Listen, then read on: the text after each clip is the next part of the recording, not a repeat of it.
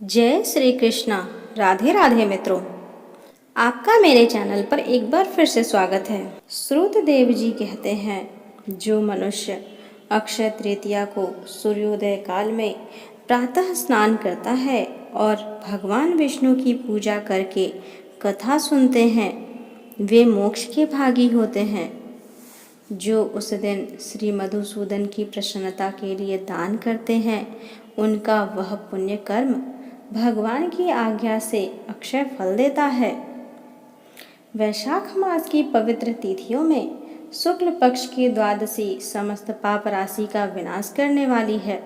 शुक्ला द्वादशी को योग्य पात्र के लिए जो अन्न दिया जाता है, उसके एक एक दाने में कोटि कोटि ब्राह्मण भोजन का पुण्य होता है।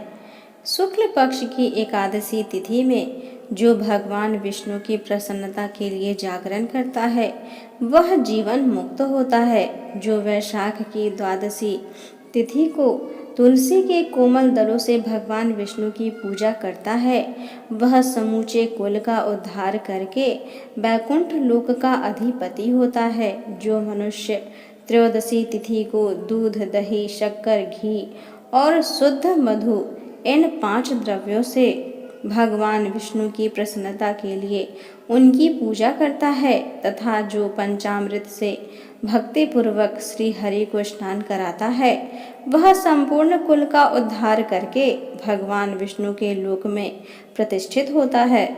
जो साया काल में भगवान विष्णु की प्रसन्नता के लिए शरबत देता है, वह अपने पुराने पाप को शीघ्र ही त्याग देता है। वैशाख शुक्ला द्वादशी में मनुष्य जो कुछ पुण्य करता है, वह अक्षय फल देने वाला होता है। प्राचीन काल में कश्मीर देश में देवव्रत नाम का एक ब्राह्मण थे। उनके सुंदर रूप वाली एक कन्या थी, जो मालिनी के नाम से प्रसिद्ध थी। ब्राह्मण ने उस कन्या का विवाह सत्यशील नामक बुद्धिमान द्विज के साथ कर दिया। मालिनी कुमार्ग पर चलने वाली पुंसली होकर स्वच्छंदता पूर्वक इधर उधर रहने लगी। वह केवल आभूषण धारण करने के लिए ही पति का जीवन चाहती थी। वह उसकी हितैषी नहीं थी। उसके घर में कामकाज करने के बहाने उपपति रहा करता था। सभी जाति के मनुष्य जार के रूप में उसके यहाँ ठहरते थे। वह कभी पति की आज्ञा का पालन करने में तत्पर नहीं हुई। इसी दोष से उसके सब अंगों में कीड़े पड़ गए, जो काल, अनंतक और यम की भांति उसकी हड्डियों को भी छेद डालते थे। उन कीड़ों से उसकी नाक, जिह्वा और कानों का उच्छेद हो गया। स्तन तथा अंगुलियां गल गई। उसमें पंगुता भी आ गई। इन सब कलेशों से मृत्यु को प्राप्त होकर वह नरक की यातनाएं भोगने लगी। 1,50,000 वर्षों तक वह तांबे के भांड में रखकर जलाई गई।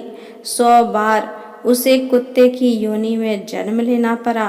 तत्पश्चात 100 वीर देश में पद्म बंधु नामक ब्राह्मण के घर में वह अनेक दुखों से घिरी हुई कुतिया हुई। उस समय भी उसके कान, नाक, पूंछ और पैर कटे हुए थे। उसके सिर में कीड़े पड़ गए थे और योनियों में भी कीड़े भरे रहते थे। राजन, इस प्रकार 30 वर्ष बीत गए। एक दिन वैशाख के शुक्ल पक्ष की द्वादशी तिथि को पद्म बंधु का पुत्र नदी में स्नान करके पवित्र हो भीगे वस्त्र से घर आया। उसने तुलसी की वेदी के पास जाकर अपने पैर धोए। देव योग से वह कुतिया वेदी के नीचे सोई हुई थी। सूर्योदय से पहले का समय था। ब्राह्मण कुमार के चरणोदक से वह नहा गई और तत्काल उसके सारे पाप नष्ट हो गए। फिर तो उसी क्षण उसे अपने पूर्व जन्मों का स्मरण हो आया। पहले के कर्मों की याद आने से वह कुतिया तपस्वी के पास जाकर दीनता पूर्वक कहने लगी, हे मुने, आप हमारी रक्षा करें।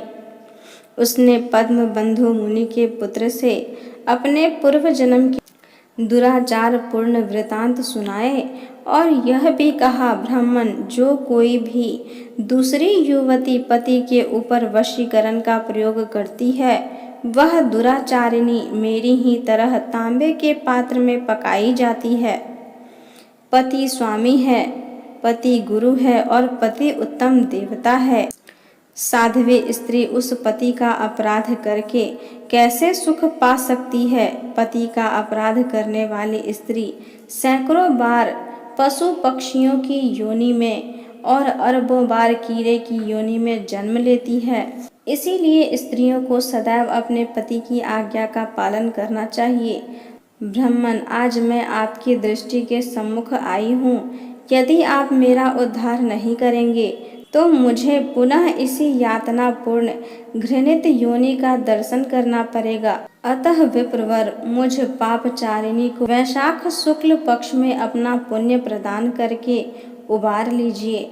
आपने जो पुण्य की वृद्धि करने वाली द्वादशी की है उसमें स्नान, दान और अन्न भोजन कराने से जो पुण्य हुआ है उससे मुझ दुराचारिणी का भी उद्धार हो जाएगा। महाभाग दीन वत्सल, मुझ दुखिया के प्रति दया कीजिए। आपके स्वामी जगदीश्वर जनार्दन दीनों के रक्षक हैं, उनके भक्त भी उन्हीं के समान होते हैं। दीन वत्सल, मैं आपके दरवाजे पर रहने वाली कुतिया हूँ, मुझ दीना के प्रति दया कीजिए, मेरा उद्धार कीजिए। अंत में मैं आप द्विजेंद्र को नमस्कार करती हूँ।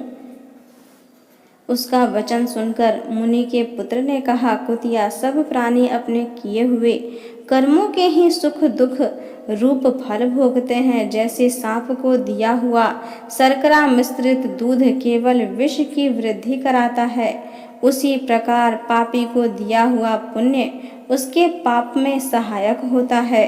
मुनि कुमार के ऐसा कहने पर कुतिया दुख में डूब गई और उसके पिता के पास जाकर आर्त स्वर से क्रंदन करती हुई बोली, पद्म बंधु बाबा, मैं तुम्हारे दरवाजे की कुतिया हूँ। मैंने सदा तुम्हारी जूठन खाई है, मेरी रक्षा करो, मुझे बचाओ। गृहस्थ महात्मा के घर पर जो पालतू जीव रहते हैं उनका उद्धार करना चाहिए, यह वेद वेताओं का मत है। चांडाल, कौवे, कुत्ते ये प्रतिदिन गृहस्थों के दिए हुए टुकड़े खाते हैं, अतः उनकी दया के पात्र हैं। जो अपने ही पाले हुए रोग आदि से ग्रस्त एवं असमर्थ प्राणी का उद्धार नहीं करता वह नरक में पड़ता है, यह विद्वानों का मत है। संसार की सृष्टि करने वाले भगवान विष्णु एक को कर्ता बनाकर स्वयं ही पत्नी, पुत्र आदि के व्याज से समस्त जंतुओं का पालन करते हैं, अतः अपने पोष्य वर्ग की रक्षा करनी चाहिए। यह भगवान की आज्ञा है। दयालु होने के कारण आप मेरा उद्धार कीजिए। दुख से आतुर हुई कुतिया की यह बात सुनकर घर में बैठा हुआ मुनिपुत्र तुरंत घर से बाहर निकला। इसी समय दया निधान पद्म बंधु ने कुतिया से पूछा, यह क्या वृतांत है? तब पुत्र ने सब समाचार कह सुनाया। उसे सुनकर पद्म बंधु बोले, बेटा, तुमने कुतिया से ऐसा वचन क्यों कहा? साधु पुरुषों के मुंह से ऐसी बात नहीं निकलती। वत्स, देखो तो सब लोग दूसरों का उपकार करने के लिए उद्धत हैं। चंद्रमा, सूर्य, वायु, रात्रि, अग्नि, जल, चंदन, वृक्ष और साधु पुरुष सदा दूसरों की भलाई में लगे रहते हैं। दैत्यों को महाबली जानकर महर्षि दधीची ने देवताओं का उपकार करने के लिए दयापूर्वक उन्हें अपने शरीर की हड्डी दे दी थी। महाभाग पूर्व काल में राजा शिबी ने कबूतर के प्राण बचाने के लिए भूखे बाज को अपने शरीर का मांस दे दिया था। पहले इस पृथ्वी पर जिमुतवाहन नामक राजा हो गए हैं। उन्होंने एक सर्प का प्राण बचाने के लिए महात्मा गरुड़ को अपना जीवन समर्पित कर दिया था।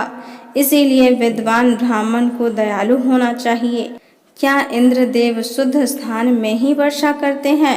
अशुद्ध स्थान में जल नहीं वर्षाते? क्या चंद्रमा चांडालों के घर में प्रकाश नहीं करते?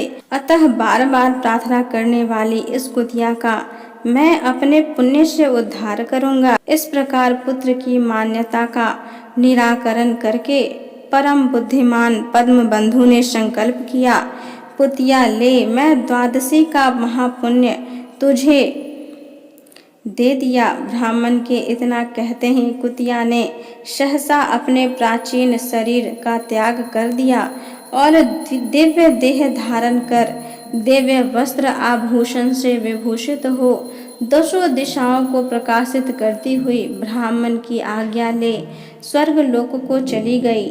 वहाँ ब्राह्मण सुखों का उपभोग करके इस पृथ्वी पर भगवान नर नारायण के अंश से उर्वशी नाम से प्रकट हुई।